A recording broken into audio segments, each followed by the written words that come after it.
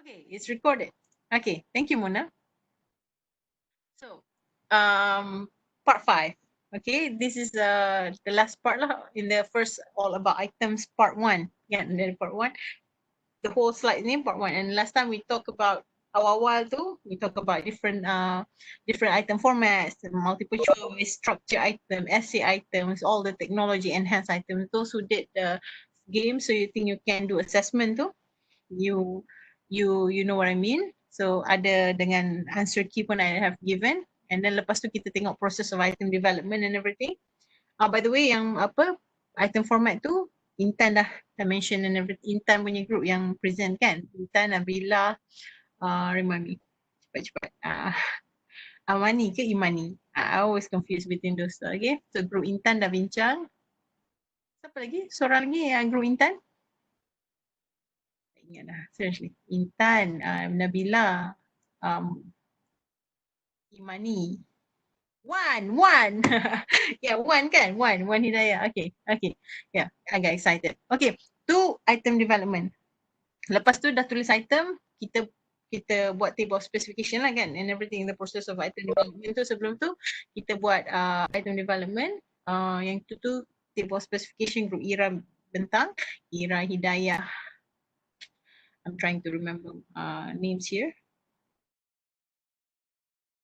Fatin, Ira, Hidayah, Fatin, Amani. Yeah, yang tu Amani. Yang group Intan tadi Imani kan? Okay. So, kita dah tulis item table specification and everything. And then kita buat test administration, Fadil, Fatin J, Muna and Arvin group scoring. Farhana and Ain. Farhana Ain Wani, Syawani. Okay. Itu dah test administration. And kemudian kita score and everything. Itu group Fitria, Muna, Arvin and Fatin J. Okay. So, then lepas dah semua buat benda tu, kita tengok difficulty and discrimination. Okay. What I mean is, kita buat item analysis. Item analysis nak tengok quality item yang kita dah tulis sejak daripada kita buat table specification, administer and until now. Okay. Remember when the first class that when we started the first class, this is it. Okay. When we during the first class kita cakap measurement is actually an interaction between people and item. Okay. So people dia punya properties dia sendiri, and then item dia ada properties dia sendiri. Okay. People kita cakap hari tu, Lim ada tanya what is trait level. Yes, trait is actually that's one of the properties of the people. Trait, sifat. Okay, dan trait ni ada level lah, ada yang low, ada yang medium, ada yang high. Okay, and then people ada banyak benda kan, trait lagi, ada lagi kan, isu dia. Personality, okay, masalah rumah tangga dia. Masalah rumah tangga means family background lah, okay, it doesn't necessary that he's married or she's married. Okay, personality, so these are people properties, tapi kita lebih kepada kita interested to trait level. And item, when we talk about item properties, we talk about difficulty and discrimination, kesukaran dan diskriminasi item tersebut. Okay. So here, item information. Bila kita tulis item yang maksudnya bila kita tulis test, dalam tu ada item. Okay. Kita nak item yang kita tulis tu boleh bagi maklumat tentang trait manusia yang trait yang kita nak lah. Contohnya kalau kita nak mathematics, kita nak konsep trait level, arithmetic ability dia, kita nak, jadi kita kena tulis item yang yang boleh bagi kita maklumat. Jadi item information ni maksudnya kita nak item yang berkualiti yang boleh bagi maklumat yang bagus tentang target trait of students ataupun test takers kita. Okay. So remember, mental measurement is a two-way street. The interaksi antara manusia dan item. Jadi interaksi tu sebenarnya antara sifat-sifat manusia ataupun individu tersebut dan sifat-sifat item. Okay. Dan bila kita cakap pasal item, kita nak item yang berkualiti. Item yang berkualiti maksudnya good items. And good items, bila kita tulis item tu item yang bagus, item tersebut boleh bagi banyak informasi. Betul kan? Maklumat. Okay, good items provide lots of information about respondents, test takers, target trait level. Okay. Kalau bad items, bila kita tulis item tu item yang lemah atau item yang teruk, kita tak dapat banyak maklumat. Okay, untuk kita bagi kita tahu tentang trait level ataupun tahap trait seseorang individu.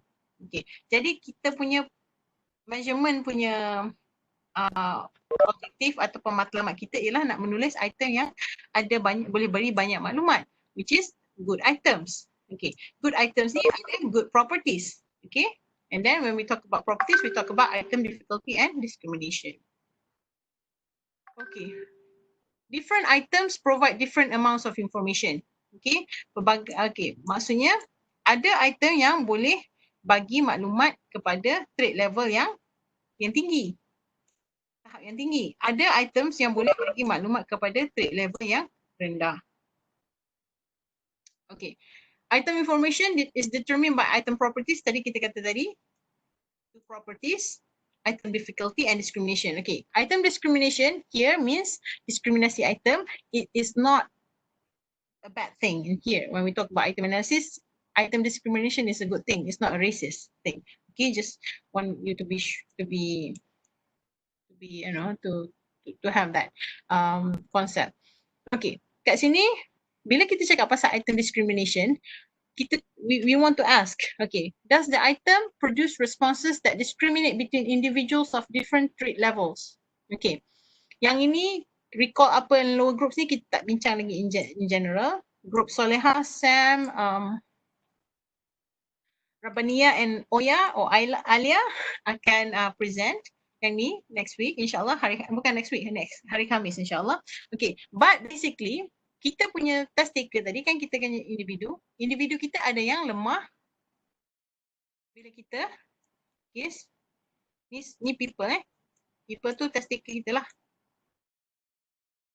Kalau taburan dia, ada individu yang low, ada yang sederhana, ada yang rendah. Bila kita kata KT ni kebolehan tinggi, KR ni kebolehan rendah. Jadi ada student kita kat sini yang KR, ada yang KT kan kat sini. Okay. Bila kita buat item, kita nak item tu betul-betul boleh bezakan antara, kalau dia kebolehan rendah, kita nak item tu boleh diskriminasi. Dia ni kebolehan rendah betul-betul ke ataupun dah boleh masuk sederhana sikit.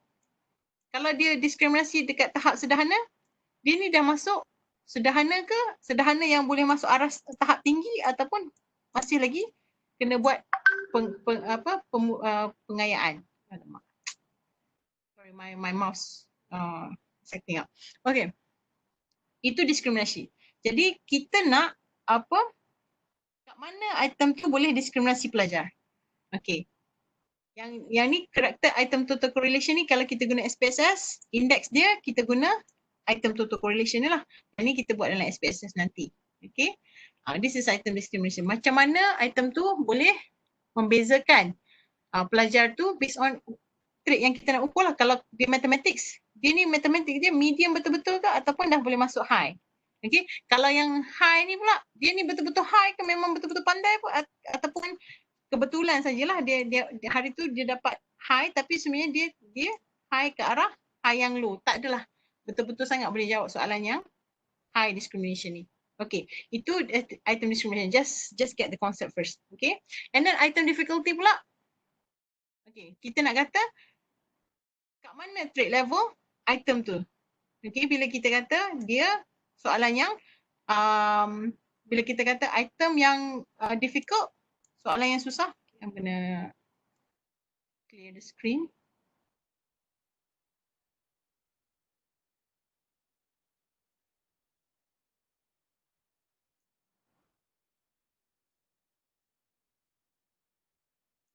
Okay. Okay. So item difficulty.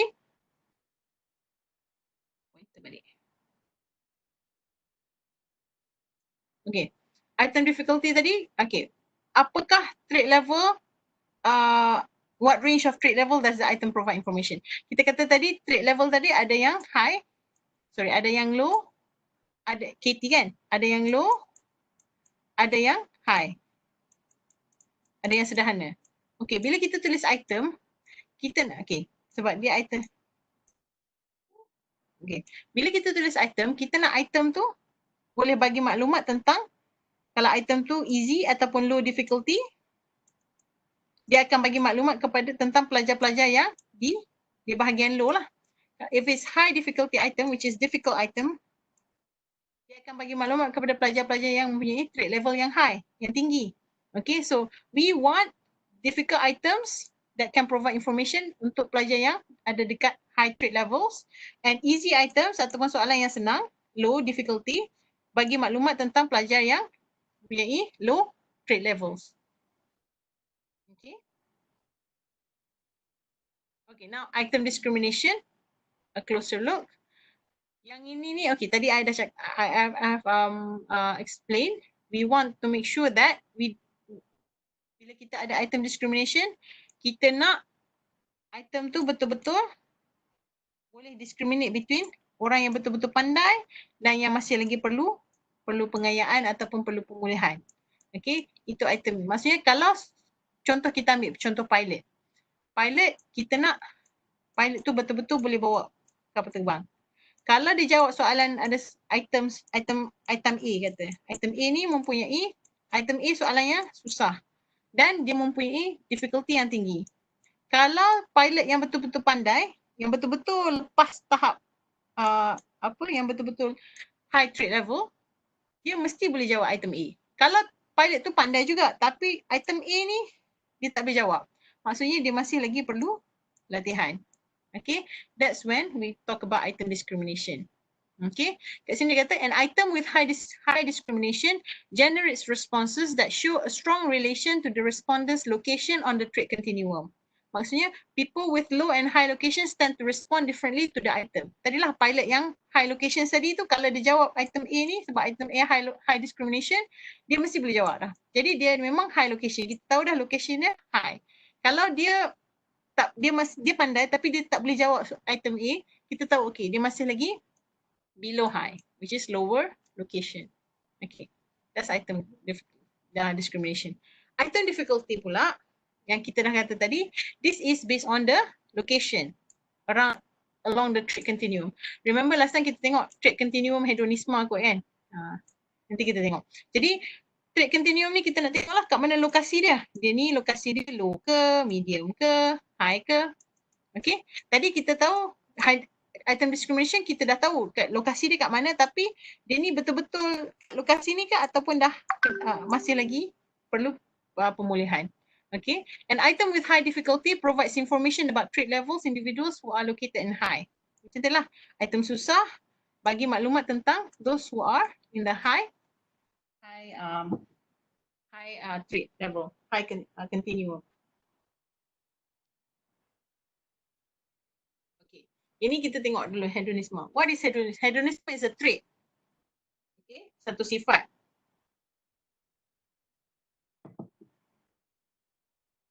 Okay, hedonisme ni ialah kecenderungan seseorang untuk dia kata kena ada sesuatu yang menyeronokkan, menarik ataupun menggembirakan. Maksudnya kalau dia kata dalam hidup ni mesti ada keseronokan. Jadi itulah lebih kepada material, lebih kepada hiburan. Jadi orang yang high hedonisme kalau ada trait level ni, high dia kita tahu, low kita tahu selalunya kalau kita kata low hedonisme ni ahli-ahli agama lah. Dia akan kata okay, tak apa, kita perlu zuhud, kita perlu we pray, we worship, our creator whatsoever. Okay, and these are low. So it's not only hidup ni bukan setakat nak bergembira sajalah. Okay, jadi kita tahu these people are in the low level of hedonism. Okay, kalau saya macam tak adalah kalau saya ataupun majority of us mungkin kita kat tengah-tengah lah. Okay, I like to have fun but I'm not that extreme, but I'm not that low. Okay, so mungkin hedonisme saya mungkin medium. So the level is medium. Okay, and then yang ni kalau party like a rock star all night ni, okay, mungkin hedonisme dia tinggi. Okay, jadi bila kita tulis item, nak tulis item, nak tengok item tu nak kena match lah dengan apa low, medium, high ni, individu ni. Jadi kita bila kita tulis item yang low difficulty, macam mana item dia bunyi? Most of the time, I stay indoor on weekend nights to do something beneficial for me and others. Okay, maksudnya selalunya saya akan duduk lah dekat rumah. Kalau hujung-hujung minggu, saya akan buat sesuatu yang penting, yang bermanfaat untuk saya dan untuk orang lain. Mungkin dia punya hedonisme ni, maksudnya dia bukannya untuk berhibur sajalah. Okay, jadi item ni, item yang low difficulty sebabnya dia cater kepada those who are in the low level of hedonism trait. Okay. Kalau high difficulty item, macam mana kita nak tulis item yang punya high difficulty untuk measure hedonisme ni? Every normal Friday night, I will stay out late to attend local concert. Okay, ini normal Friday night ni maksudnya bukan Friday night coronavirus lah. Okay, normal Friday night. Okay, bukan PKP punya malam lah. Okay, malam yang normal. Saya akan duduk di luar untuk attend local concert. Oh, sekejap. Did anybody talk to me? The chat? Okay, nobody. Okay, so far so good. So this is a very high, I mean like high difficulty lah sebabnya tiap-tiap malam Jumaat, yang ni sampai duduk KL lah. Okay, bukan duduk kat UUM lah. Okay, malam Jumaat saya akan keluar untuk attend local concert. Every normal Friday night. Jadi ini untuk cater the high level people. Right. Okay. Any question from now about the item difficulty? Maksudnya kita, ini dia kata kat sini low difficulty ni sebabnya dia punya level untuk cater those who are in the lower level trait. Yang ni high ni soalan mesti orang yang high hedonism je lah yang akan jawab. Sangat setuju. Okay. We have to reverse code this item, yes, because yang ni dia akan jawab strongly agree juga. Okay, strongly agree juga. Tapi strongly agree dia bukan bermaksud dia high. So jadi kita kena reverse code. Okay, this is when we do survey a lot. We talk about reverse code. Okay, yang ni kalau dalam pendidikan kita cakap pasal trait level yang biasa, kita cakap pasal basic arithmetic ability.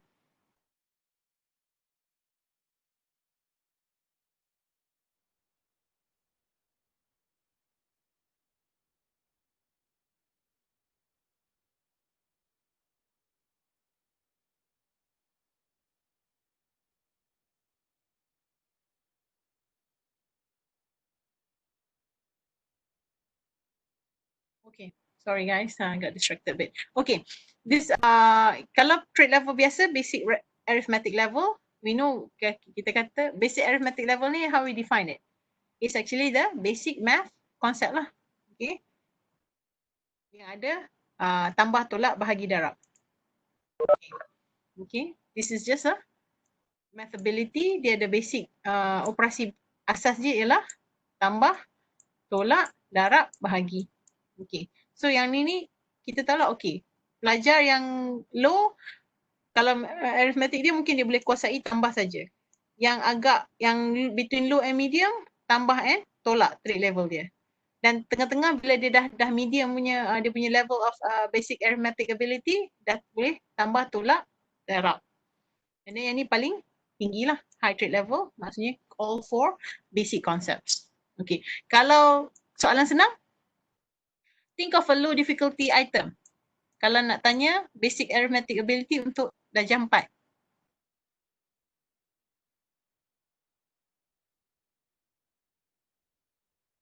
Okay, mungkin kita kata okay, semua soalan tambah. Dan soalan tu bentuk nombor. Mesti ada bentuk nombor. Okay, dia tak apa ni lah, what do you call, bentuk nombor dia bukan dalam bentuk perkataan. Tambah dan dia tak campur, dia hanya puluh ribu. Tak adalah ratus ribu lagi contoh. Okay, so yang ini senang lah, easy item. Basically, low difficulty item, assessing basic arithmetic ability untuk darjah 4. Okay, kalau high difficulty item untuk basic arithmetic ability untuk year 4 students, macam mana soalan dia agak-agak?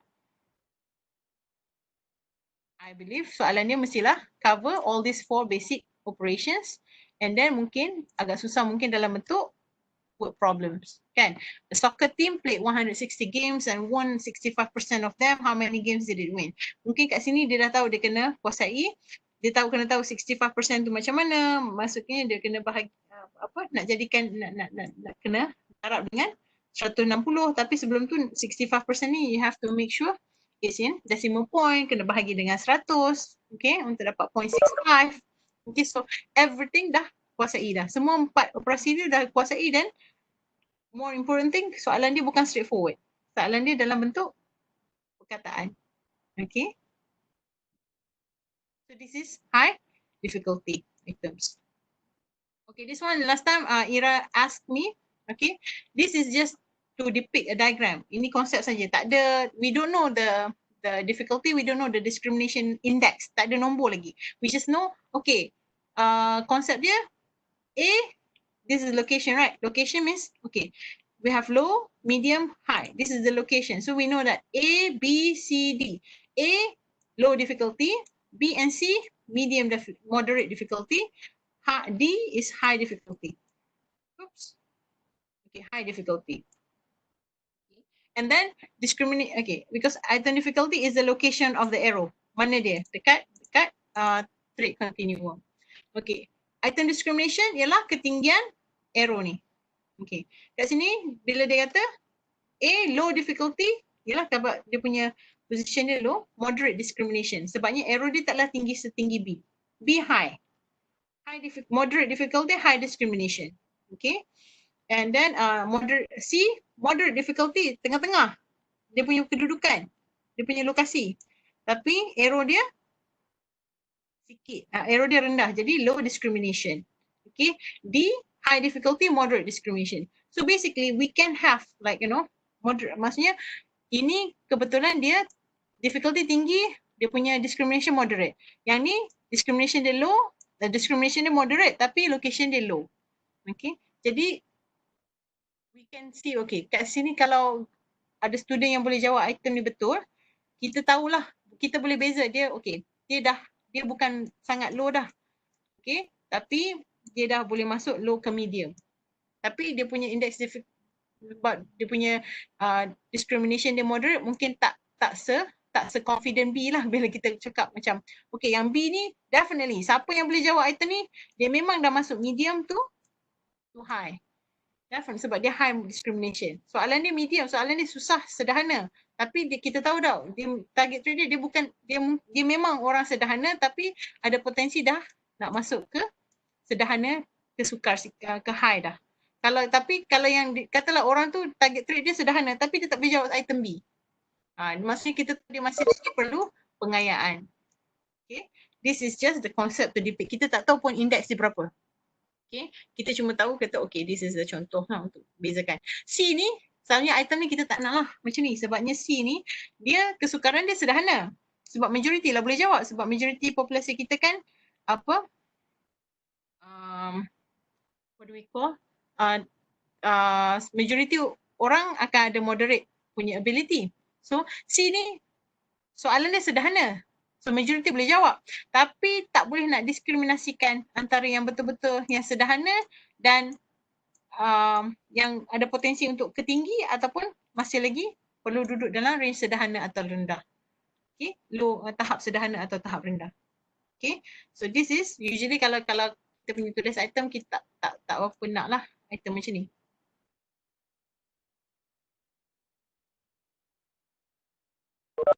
Fadil, are you okay? Saya nampak Fadil keluar masuk. Internet problem ke Fadil? Saya record ni. Kalau apa-apa tengok YouTube recording ya. Semua boleh masuk ke? Okey, ada 34 orang. Okey. Okey. Okay. Apa-apa nanti Fadil tengok apa recording ya, insya-Allah.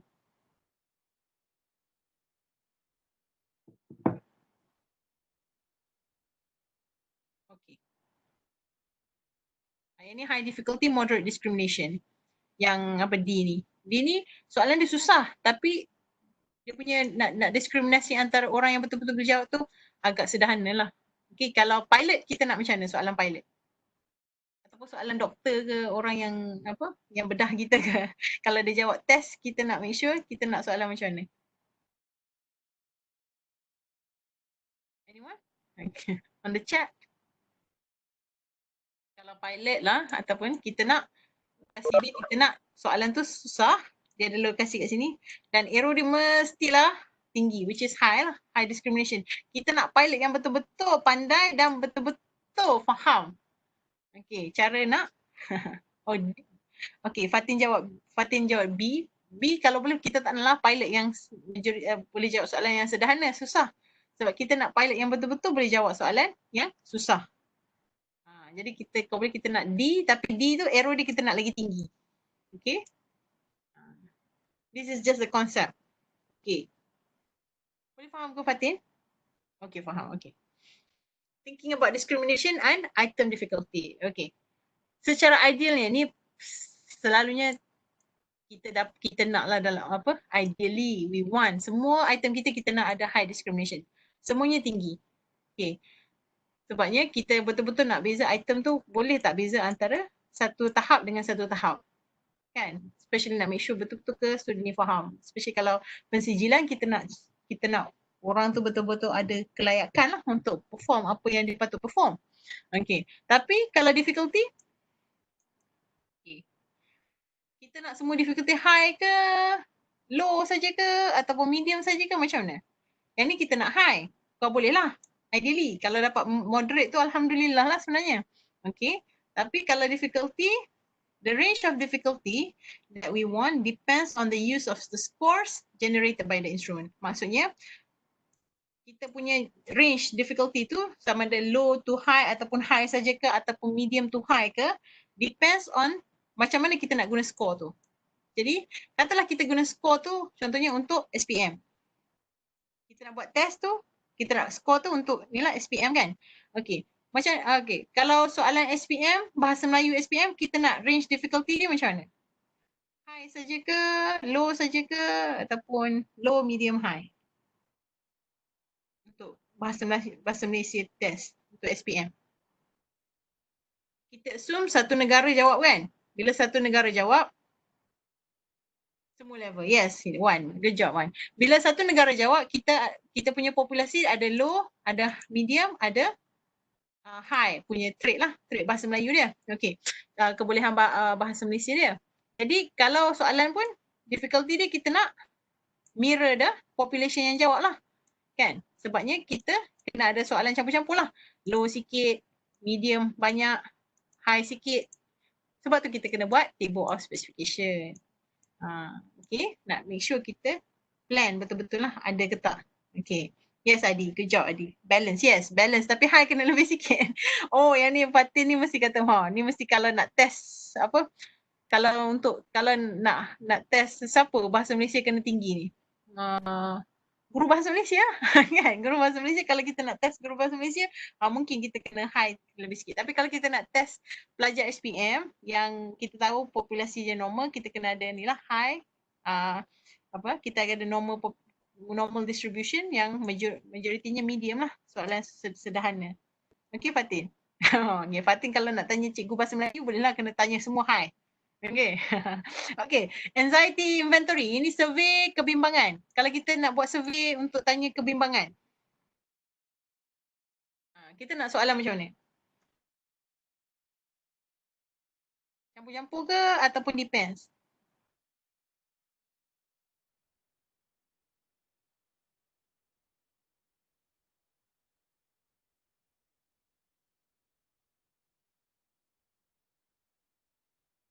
Kalau yang kebimbangan.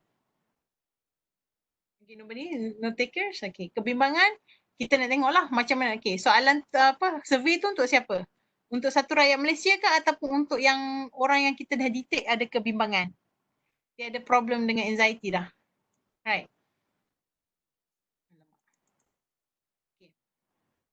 Jadi kalau kita kata kita buat untuk semua rakyat Malaysia, kita kena campur-campur lah. Tapi kalau kita buat untuk yang kita kata, okay, kita dah filter dah. Tapi yang ni, dia memang ada kebimbangan. Tapi kita tengok kebimbangan dia tu tahap mana. Biasa-biasa ke, moderate ke ataupun yang high. Kalau populasi dia memang medium to high, kita pun nak buat soalan medium to high lah. Okay. Ataupun soalan dia macam ni. Ini sama-sama tinggi. Okay. Ini medium, ini high soalan dia. Okay.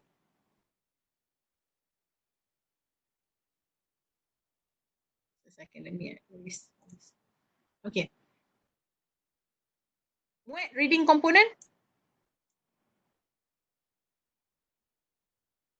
Item difficulty dia mesti ada low, level, low, medium dengan high ke, difficult ke, ataupun boleh tanya difficult ke macam mana? What reading component?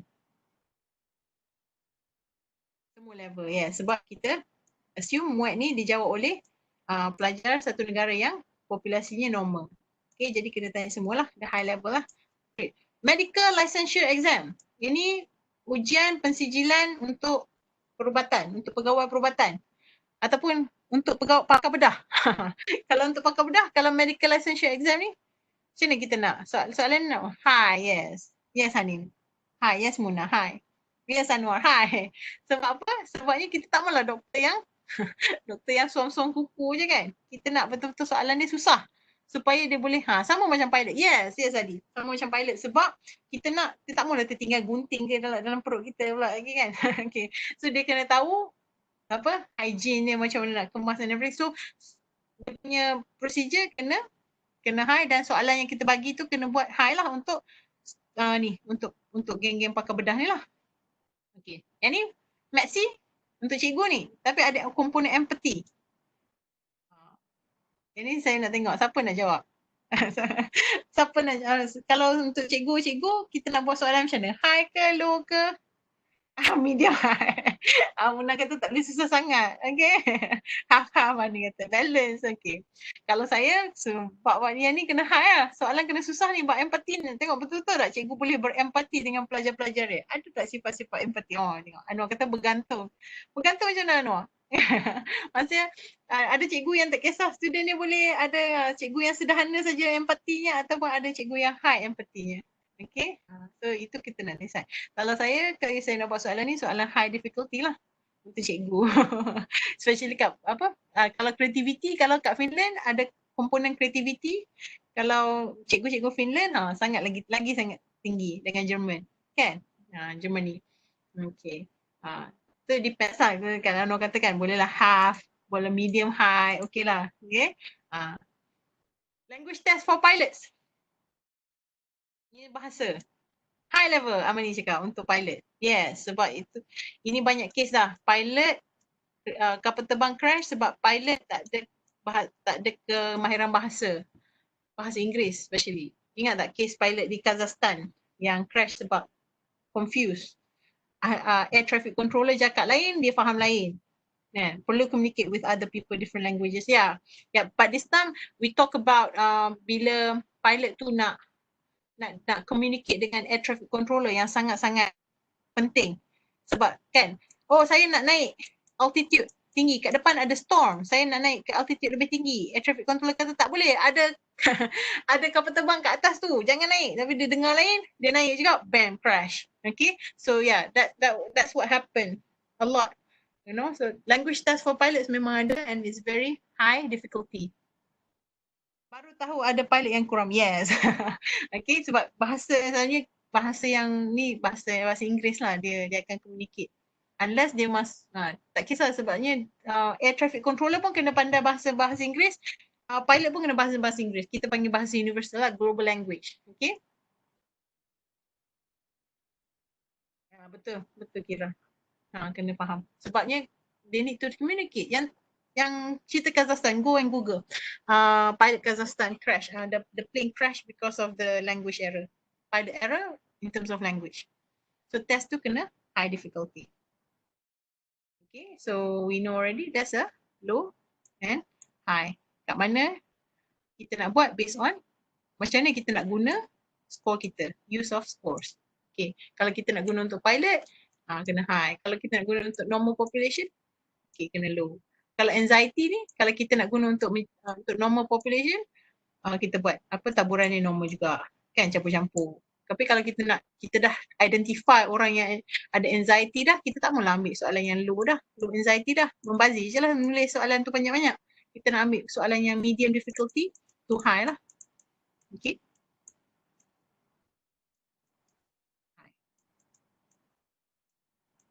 Okay. Why is it important to consider item discrimination when developing an instrument? Kenapa penting untuk consider item discrimination?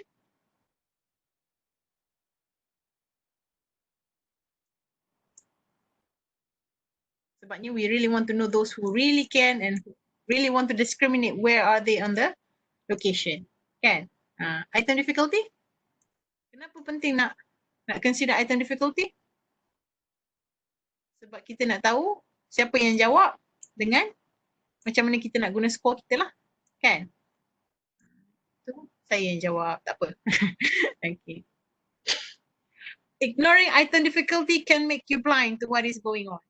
Maksudnya kita tak tahu, sebab tu kita kena buat table of specification. Dan saya memang betul-betul tekankan lah table of specification ni. Kita tak tahu, kita plan dan item analysis, kita analysis, okay betul tak item ni low difficulty macam yang kita plan? Ke dia kita tulis, kita man item tu nak jadi low tapi tiba-tiba jadi high. Okay, ataupun item tu tak berkualiti terus. Itulah sebab kita buat pilot, kita test again and again before kita bagi student nak jawab. Okay. Okay, yang ni I'm going to skip this part. Okay, basically it's just the same what we're doing. We've done earlier. Okay, that's it untuk part item properties. Okay. So you see what I meant? First kita tahu, okay, ada berapa banyak jenis item. Semua ni ada item difficulty dengan discrimination. Essay ada item difficulty. Essay ada item difficulty. MCQ, soalan aneka pilihan pun ada difficulty dengan discrimination. Okay. Lepas tu nak tulis item-item ni, kita kena bina instrument ataupun task kita, tools kita. So nak bina ni daripada planning dia, TOS, kena tengok validity, reliability, kena go through all the procedures. And then lepas tu kena decide lah nak score macam mana, nak dichotomous ke, polytomous ke, okay apa rubrik dia. Kena jawab dulu soalan before nak buat. Sebab nak apa, bukan terus boleh buat soalan je dan kita tanya student, kita pun tak tahu nak jawab macam mana. Okay, so kita kena ada rubriks macam mana nak assess students. Okay, then student pun jawab tax administration. Okay, macam mana situasi dalam bilik, sebab situasi itu pun boleh menyebabkan, boleh pengaruh juga item difficulty. Kalau bising, kita dapat, bila kita buat analisis, alamak semua item teruk, padahal tax administration tu problem. Okay, but at least kita, yang kita betul-betul tengok ni, item discrimination ni masih kita menulis lah when we write the test and we plan table of specification. Okay. Bila kita dah tahu item properties ni, kita basically maksudnya kita dah masuk ke item analysis. Okay. So we're going to stop here. We're going to continue to the next slide. Item, all about item part 2.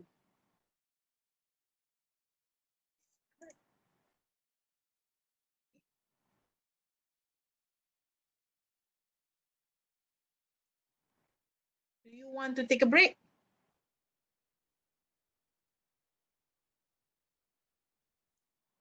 Tu boleh sambung.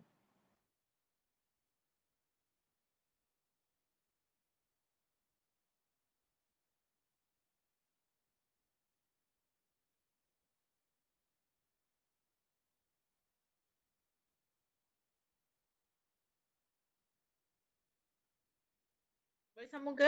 Saya nampak ada yang baru. Sam dengan Fadil yang baru.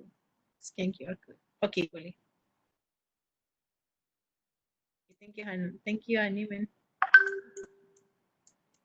Okay. Part 2. Okay. Yang ni memang kita hanya nak fokus kepada item properties dengan item analysis. Okay. Saya takut tak sempat sebab saya tengok setengah jam kan. Kita try dulu go item difficulty and distractor analysis. Part 1 saja dulu kalau boleh. Kalau sempat part 2. Kemudian hari Khamis kita buat Sam akan tunjuk item analysis lagi tapi nak tunjuk pengiraan untuk kira Excel. Dan saya ada bagi juga Excel spreadsheet tu. Ada formula dah kat situ, just masuk nombor. Okay. Okay, Rabani dengan Rabaniyah dengan Soleha kan tadi. Okey, sekejap lagi saya add menu Okey. So case studies ni contoh lah. Contoh yang saya letak. Okay. By the way, kalau tengok case studies tu saya akan bagi .sav. Ada file .sav, ada file .xlsx. Okay. Bunyinya macam. Okay. So .sav tu kena buka guna SPSS. Dot yang XLSX tu untuk buka dengan Excel. Okay. Just for your information. Ada tak siapa-siapa yang belum ada SPSS? I'm not going to ask. Okay. The question is, I should rephrase. Boleh tolong ada SPSS dah by now. Okay. Kalau boleh cari. Saya dah bagi. Jika ada problem, majority dah boleh guna. Tapi kalau ada siapa-siapa yang ada masalah, saya memang suggest guna SPSS dah senang. Tapi untuk part yang tu untuk item analysis 1. Okay. Kalau, okay, kejap Atika. Kalau yang untuk item analysis tu, lebih senang guna Excel. Okay, so I really recommend. Okay, part 1, item difficulty and distractor analysis. Distractor analysis ni kita banyak guna untuk multiple choice. Bukan kita banyak guna, kita guna untuk soalan yang ada aneka pilihan lah. Okay, nanti kita tengok. Tadi kita dah tengok item difficulty ni location. Kan? Kat mana kita location item, kita tulis item kena ada based on location individu yang nak jawab lah. Okay?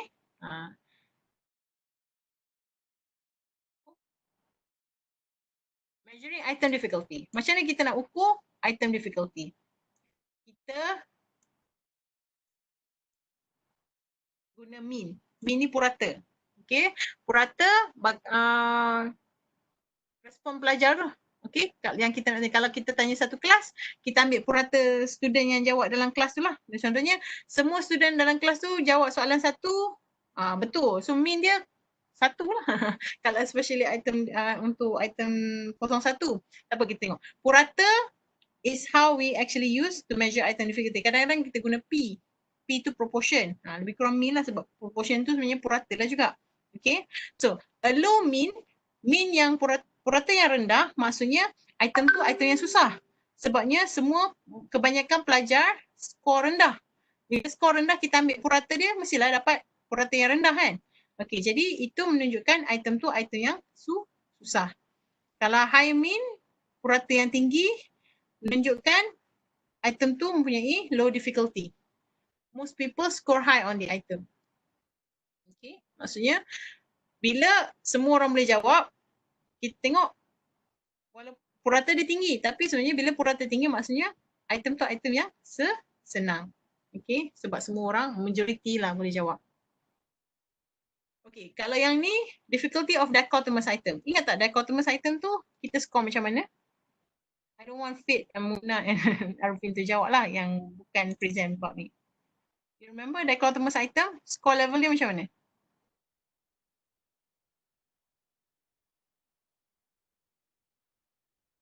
Okay, I'm going to answer that. 0, 1. Ingat tak? Okay, maksudnya betul dan salah. Kita score kan. Jadi contohnya kita tanya untuk format multiple choice, kan, true false. Yang kita kosong, salah, satu betul. Kalau macam ni, dia punya index difficulty, kat sini dia cakap P. Ya, P tu proportion lah. Ada setengah panggil P, ada setengah panggil mean. Okay, tapi dia ada same thing. Okay. Bila kita cakap P ni kita tahu lah itu kita cakap pasal item difficulty. So P value. Okay, jadi kalau untuk dichotomous item, dia punya skala difficulty dia pun 0, 1 lah. Sebabnya kalau orang semua jawab salah, mean dia 0. So soalan tu susah. Tapi kalau semua jawab betul, soalan tu senang. Okay, low difficulty. Okay. So jadi ada situasi bila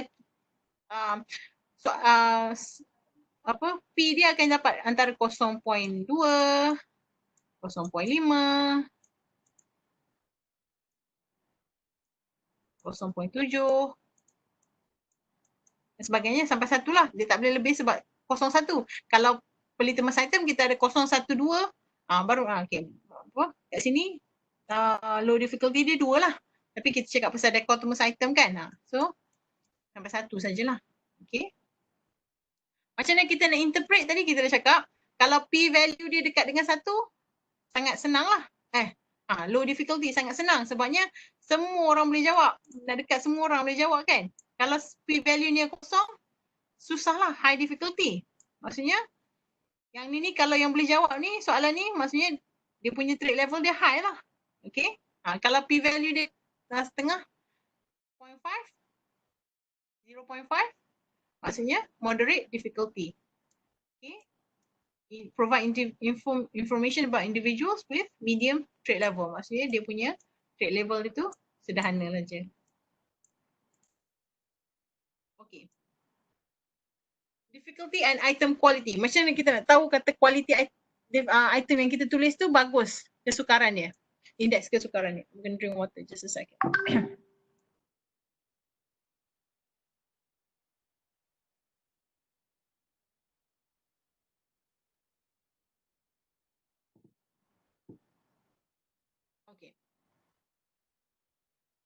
Kita tak maulah P value tu extreme. Extreme tu maksudnya terlalu sukar, kosong, semua tak boleh jawab ataupun 1, semua orang boleh jawab. Okay. Kita tak mau P value dia terlalu ekstrim. Jadi sebabnya tak ada information kan kita cakap tadi, kita nak item yang boleh bagi information. Kalau dia semua jawab semua kosong ataupun semua 1, what's the point of asking question? Kan? Jadi kita nak information based on individuals in a relevant range on the trait continuum. Tadi kita kata relevant range tu tengoklah kalau dia normal, dia punya trait level dia mestilah antara 0 sampai 1 lah. Semua kena ada lah, kena ada item difficulty, semua kena ada across the continuum. Ni kalau near P sama dengan 0.9, dah dekat dengan 1 kan? Still lagi ekstrim lah. Maksudnya dia hanya provide information untuk low levels of target trait. Macam ni orang yang jawab ni majority semua boleh jawab lah. Maksudnya soalan ni senang sangat. Jadi mungkin tak berapa nak bagus lah. Tapi depends. Ada setengah okay kita boleh terima 0.9. Tapi kalau 1 ni mungkin kita kena revise bila semua boleh jawab. Terlalu senang ke ataupun macam mana. Okay.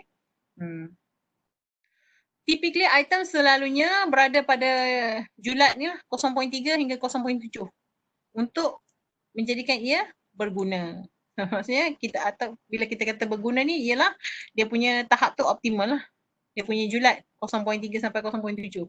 Okay, macam mana kita nak cakap pasal optimal? Optimal ni especially kalau MCQ, soalan multiple choice, kita ada option kan? Option tu maksudnya pilihan jawapan lah A, B, C, D kan? Ada setengah dia ada setengah soalan dia A, B, C saja, 3 option.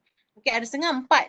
Okay, jadi kita nak kira optimal level ni ialah 1 plus G. G ni guessing, bahagi 2.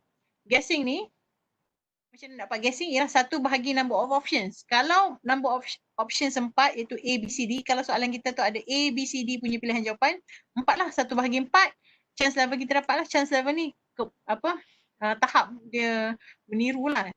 Guessing. G tu guessing sebenarnya, guessing. Kita teka. Okay, bukan meniru. Teka. Okay. Ataupun nasib dia je kan. Okay, kita dapat 1 bahagi 4, 0.25. Okay, jadi 1 tambah 0.25 bahagi 2 dapat 0.6. Lebih kurang macam tu. So, optimal level dia, maksudnya soalan tu mestilah dalam julat ni lah. Kalau lebih, terlalu senang. Kalau kurang, daripada 0.25 terlalu sukar. Okay. So, yang ni dia kata, but sometimes you need a few items in more extreme difficulty value. So, it's a bit of judgment call that depends on the range of the continuum. Yang ni kadang-kadang adalah kita nak juga soalan yang susah kan. Jadi, kita kena tengok kita punya based on judgment kita jugalah. Tapi, optimal level dia ialah between 0.25 hingga 0.625. Kalau soalan tu soalan 4 pilihan jawapan. Okay, ini contoh exercise. For each of the P values for multiple choice, ini soalan multiple choice ya. Dia score correct incorrect maksudnya 1 kosong lah. Correct incorrect. Indicate the item difficulty. Okay, bagi tahu decide sama ada apa item difficulty untuk P value ni dan apa range trait level dia dekat continuum mana, low, middle, high. Kalau 0.5, okay. If you can check, right? If you can. P sama dengan 0.5. Okay. What difficulty is this? Low, average, high. Average, which is moderate. Yes, Sam kata yes. Okay, it is a moderate difficulty. So untuk continuum dia, middle lah. Average difficulty, middle range. Okay, Muna jawab. Okay, yes. Kalau P dia 0.2,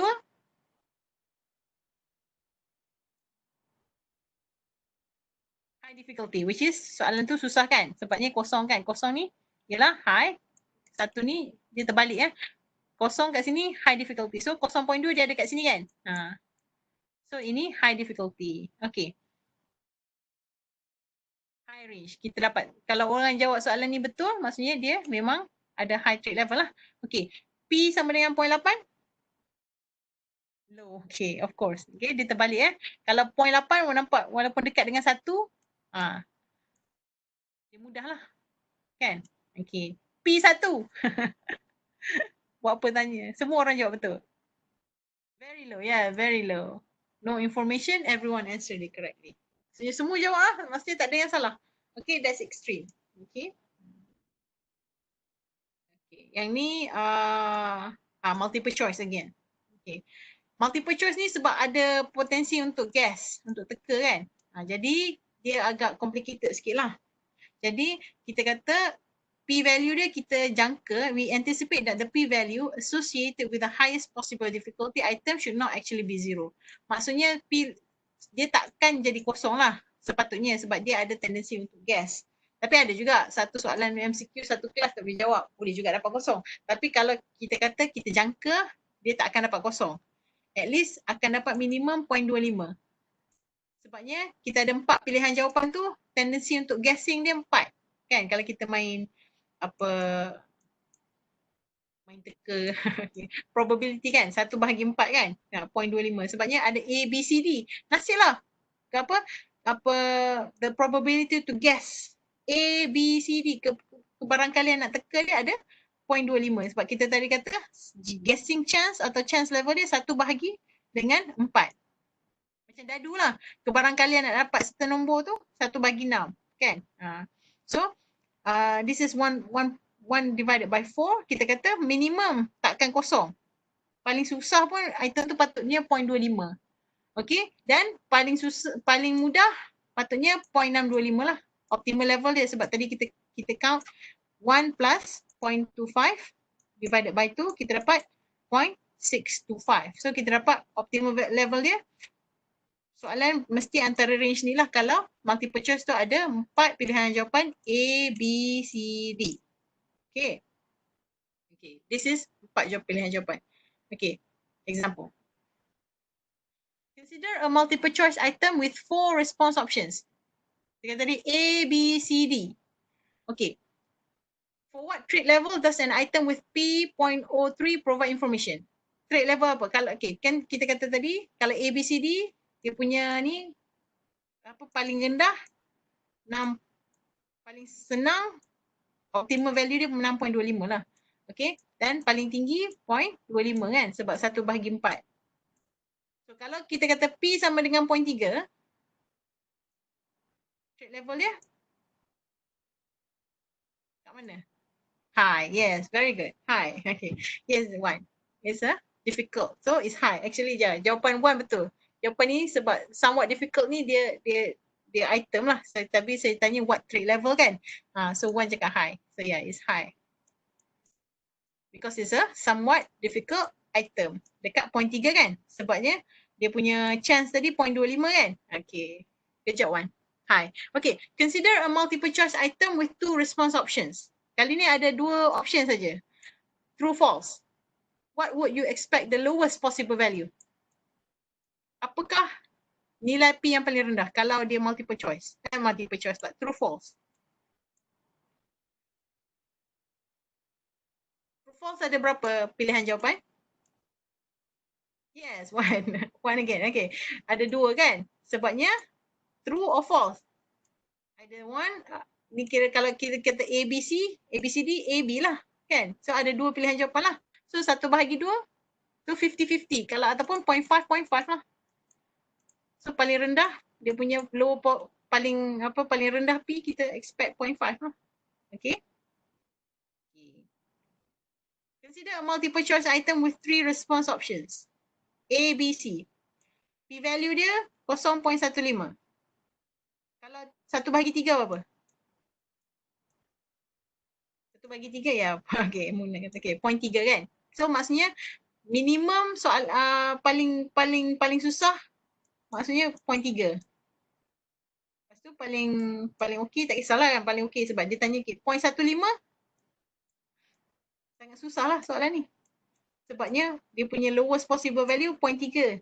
Tapi soalan ni dia punya bila kita buat item analysis kita dapat index dia 0.15.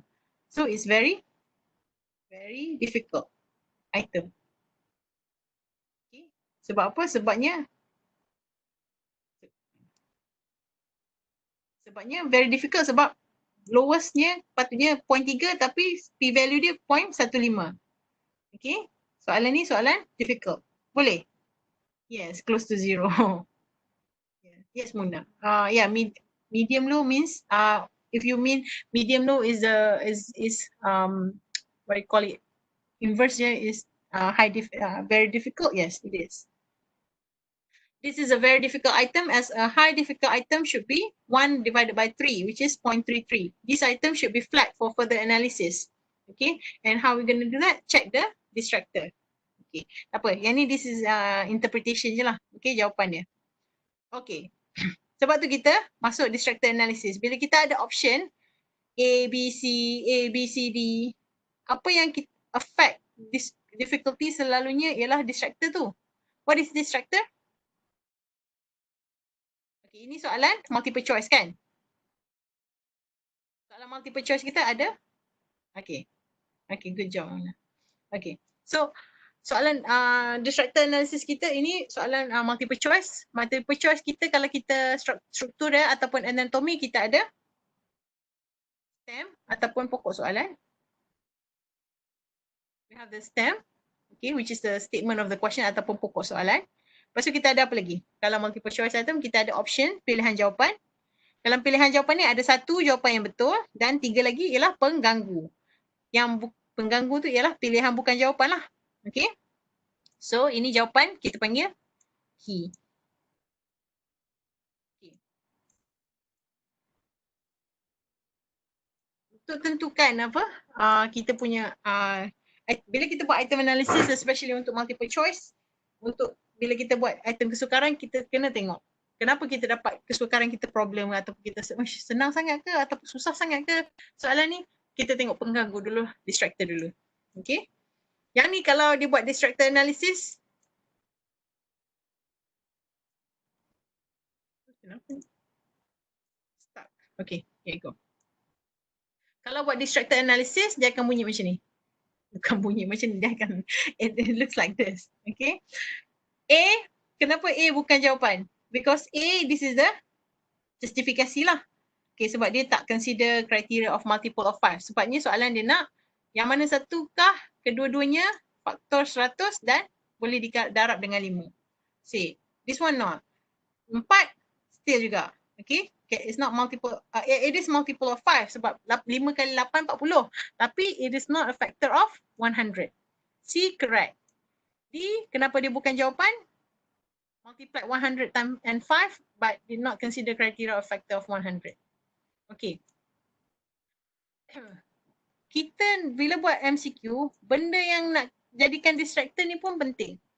Sebab kalau distractor kita merapu, merapu maksudnya kita buat apa-apa nak buat lawak and everything lah. So, dia akan menyebabkan student yang lemah pun boleh pangkah dah soalan jawapan tu. Ni bukan jawapan ni. Ni pelik ni daripada orang lain. Kadang-kadang dia just guessing ataupun just use this kind of strategy kan. You know, you were students, you are still students and I was a student tu. Kadang-kadang kalau tak tahu sangat-sangat teka je lah. So based on distractor lah, kita pangkah dan the probability dia dah jadi lower lah. Kan? Bila kita pangkah tu, tengok 0.2 kan. Kita pangkah dua distractor lah. Okay, jadi makin kurang pilihan jawapan, makin senang soalan. Bila kita tambah A, B, C, D, E, F, G, H, I, itu makin susah lah soalan. Okay. So, distractor analysis tu penting. Kena tengok dulu macam mana kita pilih distractor. Dulu ada kes dekat Kelantan. Sebab That's the cikgu daripada Kelantan, sekolah Kelantan. Dia cakap percubaan kot, pendidikan Islam ke tak salah. Okay, it's asking about tokoh, nama tokoh. Bukan nama tokoh ke something, dia about tokoh lah. Dan kemudian dia ada, dia nama tokoh. Dan kemudian salah satu pilihan jawapan dia ataupun distractor dia Upin Ipin. So that's really totally macam out of context kan. Kenapa nak buat Upin Ipin, dan student yang tak study memang definitely okay. Upin Ipin salah lah. Okay, so just know, so you know, your item is not a place for you to buat lawak ataupun for you to play along with the option. So sebabnya ada yang argue kata multiple choice ni tak boleh tanya soalan kebat. Tapi jika betul-betul you guys do the item analysis, plan and write the table of specification and write a really good item and distractor, memang boleh buat soalan kebat guna soalan multiple choice. Okay. And lupa dah. Sebab tu soalan multiple choice ni susah nak buat. It's time consuming to write one multiple choice item, one good multiple choice item. Nak tulis soalan multiple choice item yang baik memang sangat susah dan sangat mengambil masa yang lama, tapi senang nak score lah. That's the trade off lah. Kita win-win situation lah. Okay. Tapi nak tulis dia sangat susah. Sebab tu ramai lecturer buat soalan essay. Okay. So that's distractor analysis 1. Okay, that's the correct answer. Itu rasional dia. Okay. Yang ni. Question. This is related to your assignment item analysis 2. Okay. In educational test, dalam test dalam pendidikan, jika tak ada student jawab satu pun, okay, jika ada satu distractor tu, tak ada siapa pun yang jawab. What does it mean? Is that distractor a good or a bad distractor? Bad, yes. Because pelajar lemah pun tak mau jawab. Macam Upin Ipin tadi lah kan. Dia pangkas siap-siap lah. Memang tak ada orang akan bila buat item analysis nanti, distractor analysis, tak ada orang jawab D. Contohnya. Okay, sebabnya kita tahu, okay, yang ni mungkin kalau saya boleh agak, mungkin takkan ada orang jawab 4. Mungkin. Sebabnya 4 ni ialah dia lain daripada orang. Unless kalau dia confuse dengan 40. 40 ni is a factor. 5 kali 8 multiple of 8 or 5. Kan? Tapi dia bukan 100. Tapi kalau 4 ni kalau saya boleh guess lah. Kan? Distractor analysis dia akan jadi A ni mungkin tak ramai orang yang jawab. Kalau A ada orang jawab 4, maksudnya pengganggu ni pengganggu berfungsi. Pengganggu yang bagus. Maksudnya still boleh kelirukan pelajar yang lemah. Sebabnya tujuan kita nak tengok, bila kita bagi item, kita nak tengok student yang betul-betul boleh dan tak boleh. Jadi pemilihan dia pun kena fikir based on construct apa yang kita nak buat. Syllabus apa yang kita nak capai. Back to learning outcome kita lah. Lesson. Okay. So what is your opinion on the stamp of the item? Kadang-kadang kita buat analisis. Oh, kita dah ingat dah soalan ni senang. Rupanya bila kita dapat P kita ataupun min kita dapat 0.15. Soalan ni senang ke susah bila 0.15?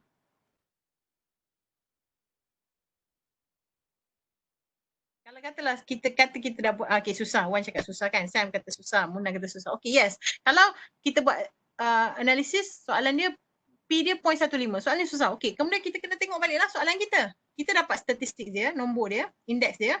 Kemudian kita kena tengok balik soalan kita. Okay, susah tang mana? Okay, distractor dia bagus. Mungkin soalan ni terlalu complicated untuk student yang perlu baca banyak. Sebab dia kita nak tanya matematik. Soalan ni mungkin soalan matematik darjah 4 lah kata kan. Okay.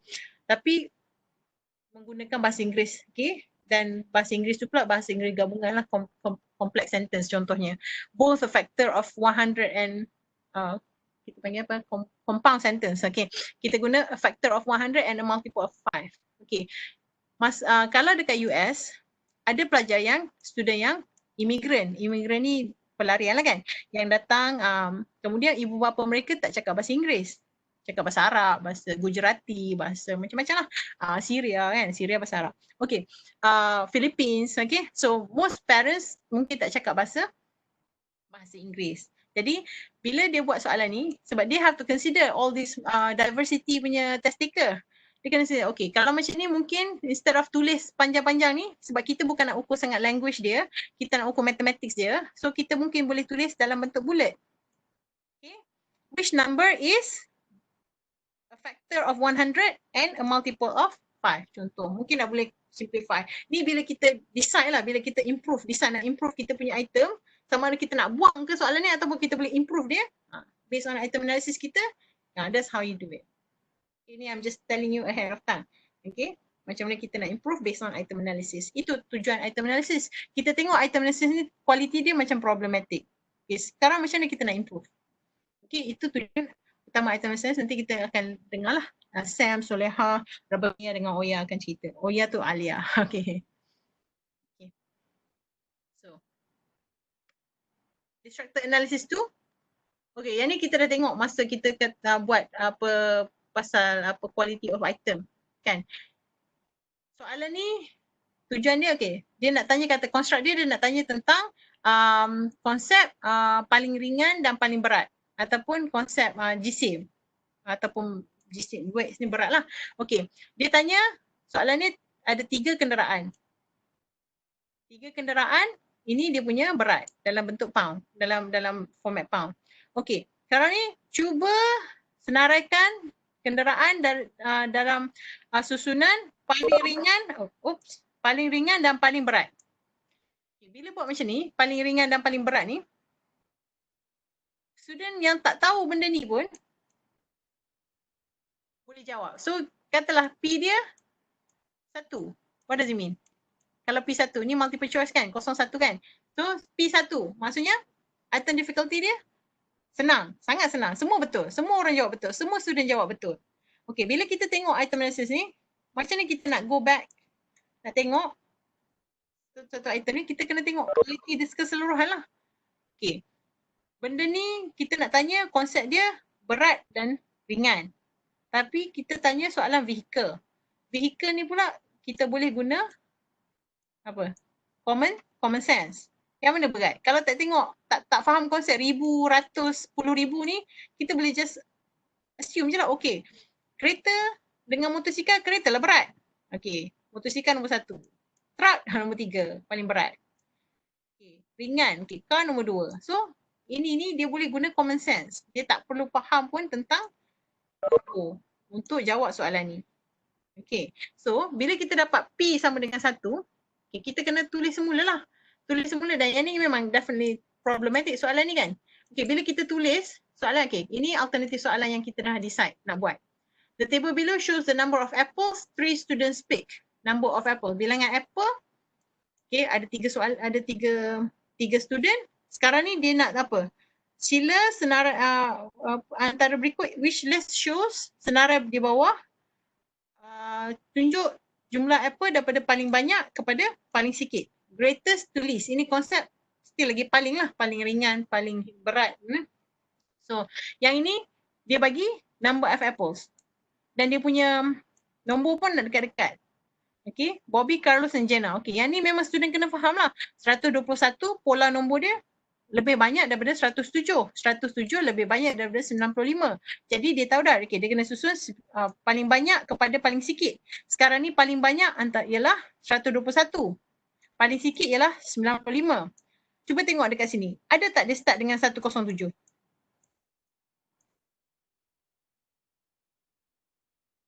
Distractor dia. Tak ada kan? Sebab apa? Sebabnya kalau dia start dengan 107, student dah boleh potong siap-siap dah. Sebab 107 tu tengah-tengah. Okay? Satu sah. Jadi dia ambil yang cara dia tulis pilihan jawapan pun kena penting lah. Cikgu kena fikir outside the box. Macam mana student fikir? Okay. Nah, jadi kat sini dia dah tulis distractor dia bila kita tengok nanti. Okay. Tak ada yang start dengan 107. Sebab kalau start dengan 107 je mesti student boleh jawab. So dia start dengan greatest. So dia kena tahu lah greatest tu lebih banyak. Bukan 95 lah. Yang tu yang then that's the concept we want student to know. Step dia. Student kena tengok lah. Kena analysis. Okay. So, greatest maksudnya lebih banyak. Tapi okay, ini kurang list lah. Okay, tapi dia tak akan start dengan 107. Sebabnya kalau 107 dia tak perlu faham konsep greatest dengan list. Itu content analysis of distracted analysis bila kita dah buat nanti. Okay, ni just contoh lah untuk tunjuk macam mana. Cikgu kena tengok step-step tu dan at the end kita akan dapat statistics based on item analysis kita lah. Kalau yang ni mungkin saya assume kalau student tu So mungkin soalan akan dapat soalan dalam 0.7 ke dia punya difficulty ataupun 0.5 ke 0.5 tu cantik lah kalau dapat 0.5, 0.4 sebab dia punya optimal value berapa tadi. Kalau yang ni ada 4 pilihan jawapan sebab mestinya paling susah pun 0.25, optimal value dia 0.625 kan based on the chance. So multiple choice dia mungkin kalau 0.5 ni, 0.4 ni okay, just nice in this range. Kan 0.7 pun masih okay. Kalau P sama dengan 1 ni macam ni yang student boleh guessing je ni, tak payah nak faham konsep pun, boleh jawab je. Then you can just what you call it revise this item lah. Soalan ni kena revise. Nak revise pun kena tengok pula distractor tu balik. Okay, that's what I mean by distractor analysis. Okay, this is the last one. I think before we end. Sekarang pukul berapa dah? 11.26. Hang in lah. Hang in there, okay? Okay. Last one. Yang ni, okay. Yang ni semua ni basically, kalau tengok ni, this is actually your your assignment 2 kot, tak salah. Okay, nanti kita akan tengok, Sam akan bincang ni detail lah. Okay, Sam, Soleha, Rabania and Oya. Okay, ni contoh dia. Abang Zaidi ke Kuala Lumpur untuk menghadiri temu duga dengan fill in the blank. Tapi soalan dia ada multiple choice. Segulung ijazah yang dimilikinya. Jawapan dia A. Ini dia dah buat P. Dia dah buat analisis P, ini D, ini formula lah. Okay, and then ini biasalah kita kira optimal level dia. G dia 0.25, kemudian kita masuk dalam formula, dapatlah optimal level dia 0.23. Okay, P dia kat sini bila kita kira, dapat 0.2. I'm not talking about formula yet. Yang ni formula ni nanti Sam Soleha akan cerita. Sam Soleha Rabania and Oya akan cerita. Okay, P ni difficulty index. D kita tak cerita lagi, tapi kita kata D 0.2. Tak apa. So P kita kata 0.25, yang pentingnya kita tengok kat sini. Sebab kita cakap ni distractor kan. Jawapan betul dia A. Okay, ni jawapan. Ada asterisk ni kan, jawapan. So B, C, D ialah pengganggu. Pengganggu dia semua tengok. Okay, KT kebolehan tinggi, pelajar kebolehan rendah. Maksudnya pelajar kebolehan rendah, tengok distractor dia. Ada semua orang jawab. Okay. Seorang jawab betul. Walaupun dia tak bahasa Melayu dia tak apa bagus, tapi yang lain, tapi in general dia dapat jawab soalan ni betul. Okay, jadi 4 orang jawab betul lah. Okay, 4 orang daripada kalau kita tambah semua 20 orang. Okay, yang ni okay, dah masuk bab daripada ni. What I'm trying to say is actually how we interpret. Okay. Jawapan ialah A, iaitu berbekalkan. 4 orang daripada murid berkebolehan tinggi memilih distractor pengganggu D, iaitu berpandukan sebagai jawapan. This is how you do the, boleh lah, ini one of the ways on how you can do interpretation of kenapa. Okay. Hal ini mungkin berlaku kerana terdapat faktor kekeliruan di mana mereka menyangka itu adalah jawapan. Maksudnya D itu salah. Tapi 4 orang murid kebolehan tinggi jawab D. Dia confused. Dia pandai bahasa Melayu tapi berpandukan dengan berbekalkan. Kan? Jadi ni kita lah kena buat distractor analysis sebab kita assume kita ni cikgu bahasa Melayu lah bila kita buat item analysis untuk bahasa Melayu. Okay. Kesemua option telah dipilih oleh semua murid berkebolehan tinggi maupun murid berkebolehan rendah. Okay, maksudnya distractor tersebut distractor berfungsi lah sebabnya semua tak kisahlah budak kebolehan rendah pun dia jawab juga B, dia jawab juga C, dia jawab juga D. Maksudnya distractor ni boleh mengganggu lah, memang nama dia pun pengganggu kan. Boleh lah, maksudnya student betul-betul kena faham, kena cakap berbekalkan, bukan bersandarkan, bukan berlandaskan, bukan berpandukan. Jadi ada juga yang jawab. Pekali kesukaran tidak berada dalam skala 0.3 hingga 0.7, iaitu dia punya sekali tadi kita tengok 0.2. Menunjukkan item tersebut adalah sukar kerana 20% hanya yang jawab. Okay. Pekali diskriminasi 0.2. Menunjukkan item mempunyai pekali diskriminasi yang rendah iaitu kurang daripada 0.3. Okay. And then at the end ni this is the conclusion lah. Apa yang conclusion item writer tu boleh buat. Penulis item tu kata okay. Keseluruhannya item ini merupakan item yang sukar sebabnya P ialah 0.2 and below this range. Dengan kebolehan mendiskriminasi antara pelajar yang agak rendah. D sama dengan 0.2. Item ini mungkin perlu dikaji semula sama ada ingin dikekalkan sebagai item atau dibuang dan digantikan dengan item yang lain. Sebagai penulis item, kami mengambil keputusan untuk mengekalkan item tersebut kerana item tersebut sukar dan tidak mempunyai indeks diskriminasi yang negatif. Bila Kak cakap kat sini, this is just a intro about discrimination. Kita tak mau item diskriminasi yang negatif. Okay. Kesemua distractor atau pengganggu juga didapati berfungsi. Kuasa berfungsi lah sebab semua orang jawab. Tak ada pun yang kosong. Okay, this is how we do distractor analysis. In a way, we do item analysis in detail. Kalau yang ni, kita guna Excel. Jawab buat senang untuk buat benda ni lah. So, I have given you the Excel and everything. Boleh tengok.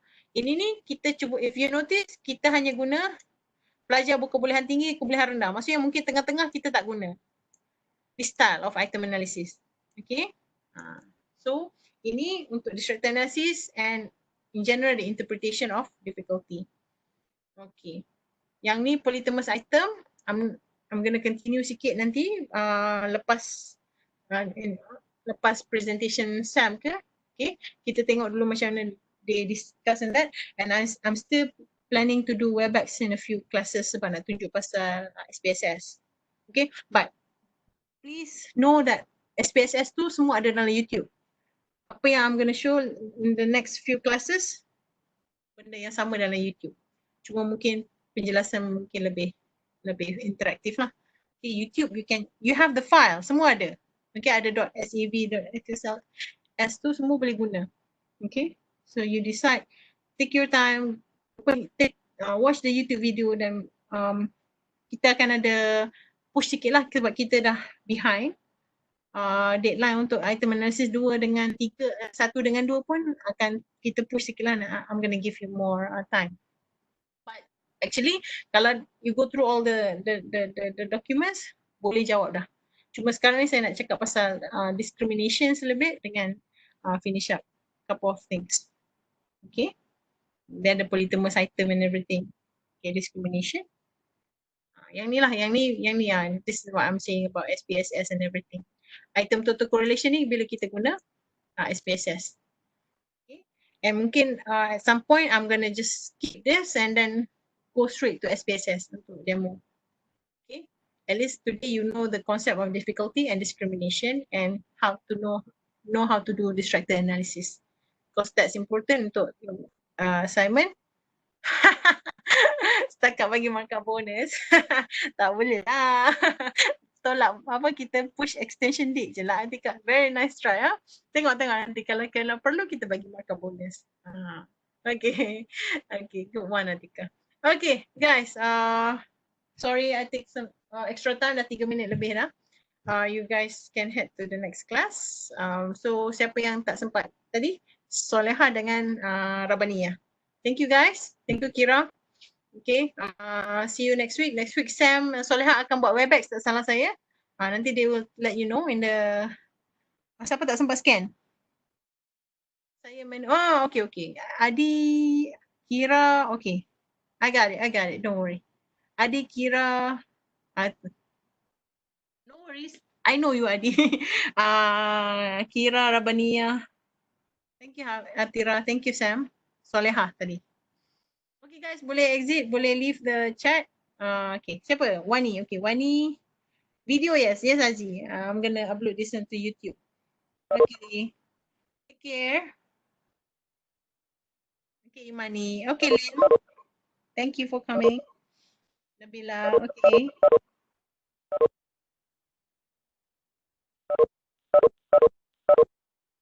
Thank you, Farhana. Thank you, Arvin.